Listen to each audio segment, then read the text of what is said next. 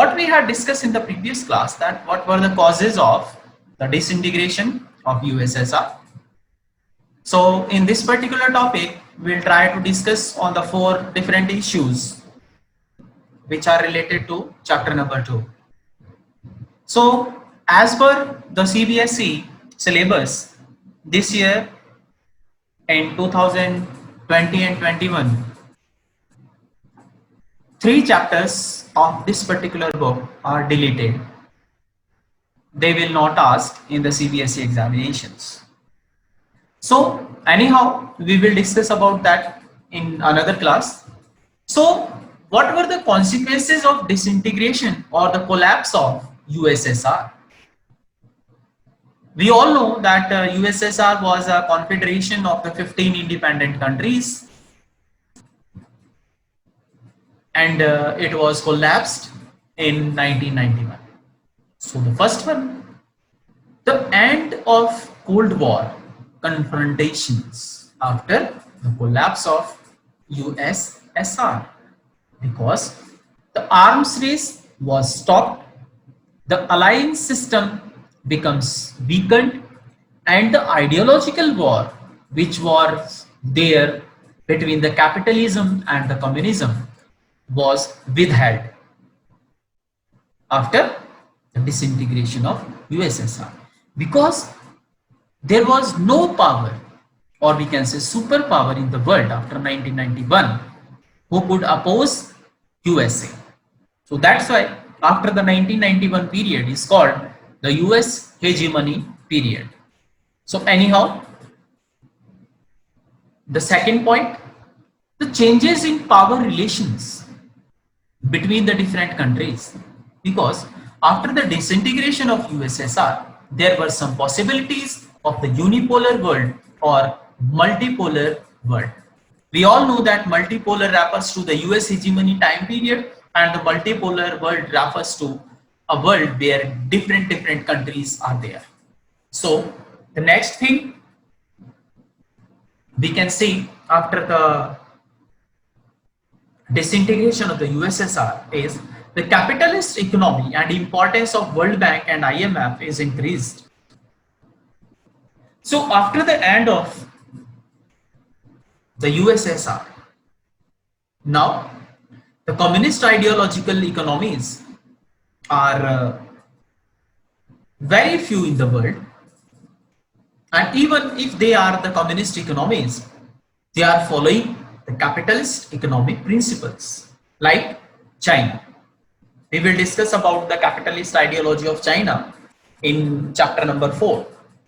So anyhow, the liberal democracies are more and more increased nowadays, because we all know that 14 different republics were become independent from USSR, and then after those 14 republics were also divided into different countries. So more and more liberal democratic countries we can observe after 1991. The next one is the emergence of new countries and increase in UN membership. We all know that whenever the new more countries are there in the world, they join UN membership or UNO. So the UN membership is increased. The next one is the East European countries join capitalism and NATO. So those countries which were previously part of the Warsaw Pact, now they are the parts of NATO. And you all know that there were the NATO, SEATO, SANTO and Warsaw Pact, which were the alliance system between the two superpowers. And the last one is Central Asian countries continue with Russia. So it means all those countries which are the Central Asian countries like Kyrgyzstan, Kazakhstan, Turkmenistan and all, they are all with Russia. So these were the consequences of the disintegration of the USSR. So now come to the next topic, that is shock therapy and its consequences. So as we all know that if we changed our system from a communist to a capitalist country, we need some of the changes in our basic systems. So there were some of the policies which were adopted by the USSR and its allies countries, like the other 14 republics. they had used a policy that was called the shock therapy, and the consequences of the shock therapy are quite destructive for all the economies. So in this topic we'll try to discuss about shock therapy.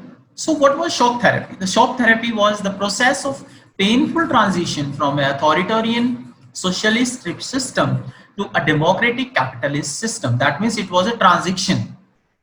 So it was a model of transition. Directions and features were similar, but the intensity and features were different. What it means? The model of the transition was same, but the directions and the features which were observed in the different countries were quite different from each other. So some of the countries were able to hold up their economies, they grow, but some of the economies were totally destroyed because of this shock therapy. So from state ownership to private ownership in all spheres of economy were changed.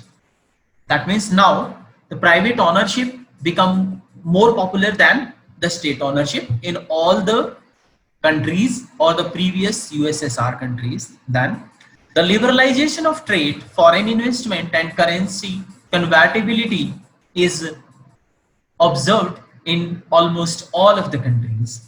And we all know that the importance of the World Bank as well as the International Monetary Fund is increased. Then breakup of existing trade to trade with the Western economic system. What it means? So the relationship between the communist countries and the capitalist countries in terms of the trade as well as the economic system was changed during this time period. Then what were the consequences of the shock therapy? So as per the discussion, we will try to observe the basic 7 points. The first one was the ruin the economies. Shock therapy ruined the economies of the different republics of USSR because they had faced a lot of problems when they transit from a communist economy to capitalist economy because they were unable and unaware about the impacts of the IMF and World Bank and other economical institutions. So the next one is the industries were sold at throwaway prices to the capitalists in all those countries. So we all know that the entire economy was came into the hands of a few people who had purchased all those properties at a throwaway prices. That's why it is called the largest garage sale in the world politics. So the value of the ruble was declined. Then high inflation rate, food scarcity and loss of GDP rate were the basic consequences of the economies. Then I'm sorry, the social welfare system of the economy or the communist system was totally destroyed. Now the people had to compete for all their basic needs, and the economic disparities in all the countries of former USSR. And the last and foremost consequence of the shock therapy was that politically the constitution were weak and leads to political problems in different countries as well. It means most of the countries are facing a lot of civil war, internal disturbances, the disturbances amongst the different ethnic groups and all. Even today, those problems are not sorted out. So the shock therapy and the transition from a communist country to a capitalist country was very much painful for the USSR. So now come to the next point, that is the tensions and conflicts in post-communist countries. So what were the problems occurred in the former communist countries? And we all know that the Russia and some of the other countries become independent from that. So the first one is in Russia, there is a problem of Chechen and Dagestan ethnic groups. Those groups has created a lot of problems in Russia, and even the Chechen terrorists are create so many problems for the Russian government even today. Second one, Tajikistan had faced a civil war for many years. Then Azerbaijan. In Azerbaijan, Nagorno-Karabakh problem of the Armenians is still a burning problem for Azerbaijan. Then Georgia. Georgia also has faced some problems related to the different states. So some of the states which are there in the Georgia, or we can say regional units, want independence from Georgia. Then Ukraine, Kyrgyzstan and Georgia, they are involved in river water disputes. So the problems are not solved even yet after the disintegration of the USSR. Then the oil deposits and intervention from outside powers in the different countries, it create a lot of problems. And we all know that whenever the intervention from the other countries is there, then the internal politics is totally destroyed. So the next one is Czechoslovakia splits into two countries, Czech Republic and Slovakia. Then the Balkan region had faced a lot of problems.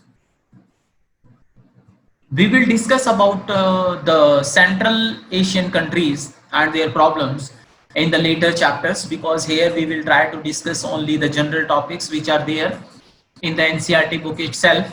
Some of the topics are increased and added in the syllabus of class 12. We will try to discuss about that in the next classes. So in the Balkan region, Yugoslavia, Croatia, Slovenia, Bosnia and Herzegovina, Serbia, and the NATO bombing in these countries has some of the problems which creates in these former communist countries. So we can easily observe that how many problems these countries are facing nowadays. So anyhow, in the chapter number 2, we are going to discuss on the last topic, that is India and post-communist countries. So what are the relationship between India and all those countries which were previously the communist countries? So now the relationship of India with all those countries are quite good, but the special relations of India are with Russia even today. So with Russia we are having a history of trust and common interest from the very beginning of the Russian Revolution. So the Russian Revolution was supported by some of the leaders or the young leaders of the Indian National Congress during the independence movement.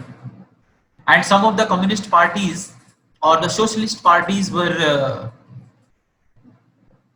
there in India, and the history of the Communist Party, that is CPI and CPIM, we will try to read about them in second book.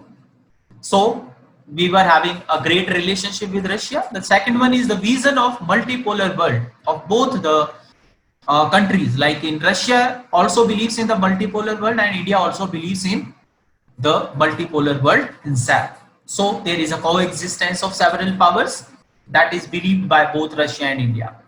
Then both the countries believes in the collective security policy. This year the policy of the chapter of security is deleted from the CBSE syllabus because of COVID-19. Otherwise we will try to discuss at least once about the chapter of security. The next one is both the countries believes in the greater regionalism. Here regionalism refers to the politics, economics and social relationships between the countries of a particular region. So the very next chapter, that is chapter number 4, we will have is totally based on the regionalism and the regional organizations, in which we will try to discuss about the European Union and Asia. So the next one is the negotiation settlements of international conflicts. This is the ideology of both the countries, that the international conflict should be solved or the settled by the negotiations between the two countries, where no interference should be there. The next one is the independent foreign policy. So both the countries believes in the independent foreign policy, as well as both the countries are having the trust in United Nations organization. So the last one is the Russia is helpful for India in the military and other issues, whether it was a war with Pakistan in 1965 or 1971. Then the nuclear energy. For nuclear energy, we are depend on Russia. Then the space industry and cryogenic rocket. These are some of the areas where India and Russia are collaborate with each other. And the last but not the least, the Tajikistan and Kazakhstan supplying oil to India. So here with this particular point, I'm going to finish this chapter. So please try to read the entire chapter thoroughly, because in this series it is not possible to have the reading of entire chapter. So please try to observe with these particular points, and please try to prepare yourself, because we will not have the regular classes till I think till November. So thank you very much everyone.